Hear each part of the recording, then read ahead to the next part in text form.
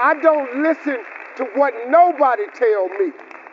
Once I write it down, I write the vision and make it plain, it will come. Surely it will come at an appointed time. It doesn't matter that nobody sees it. It doesn't matter that it's visible to other people. All you got to do is write it down and believe it. God is greatness, man, all day long. What he's done for me, he'll do the same thing for you. When you imagine stuff, it's actually God showing you a preview of a coming attraction he has for you. The problem with success, the average person doesn't think it's for them. That's the only thing that's stopping you from being really successful. You become rich. The day you decide to become rich, the process starts immediately. If you never decide to be rich, there is no process that gets started. It's not a magic trick. It's not God picks certain people he'll make rich and certain people he don't. He gives all of us as his children the power of choice. You have a say-so in that. You can decide to be rich, and with God's help, it's highly doable. But you first have to think it. Why do you keep imagining yourself with a second home? Because God wants you to have a second home. Why do you keep imagining yourself in a supervisory capacity on another job? Because God really wants you to have that. Why you keep dreaming of opening a business one day? That's because that's what God really got for you. And he put it in your imagination. The difference between successful people and non-successful people is here.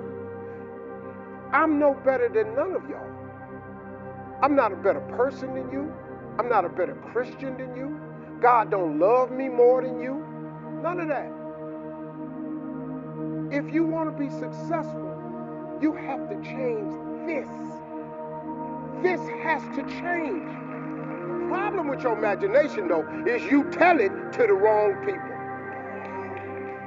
If you want to kill a big dream, tell it to a small-minded person. You can't, oh man. Think about this in your life. How many times have you had this really incredible idea and you took it to your family and your friends? You shared it with them and they shot it down. You know why they shot it down? Because they couldn't see it. Because God didn't put it in their imagination. He put it in yours. It was your evidence of things not seen.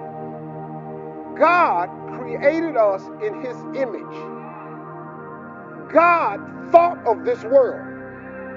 He thought of it, so he created it. So he made you just like him, that your thoughts can create things. He made you just like him. Now you can't go make earth and heaven like he did, but you can make a better world for yourself.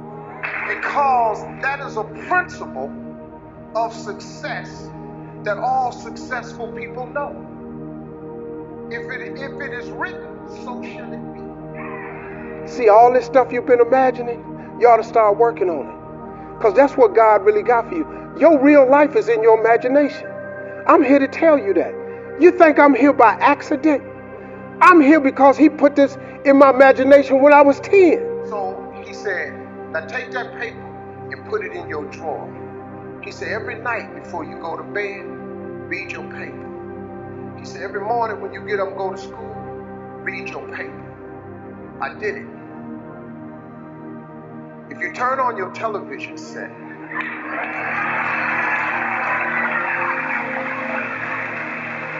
seven days a week, I'm on there somewhere. God wants every last one of you to be successful. Every one of you. We have to make decisions along the way to get it. But you can do it. You just got to quit tripping. Quit asking God for little bitty stuff. You ever thought about asking God for something big? Why are you wasting his time? Oh God, help me make my rent. For what? Why don't you ask God for a mortgage? If he gonna give you the money for a place to stay, if you keep asking for rent, he keeps giving you the rent. If you ask for a mortgage, he'll give you the mortgage.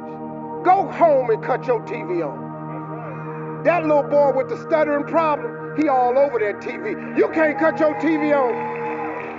You can't cut your TV on not now day of the week. and you don't see that little boy.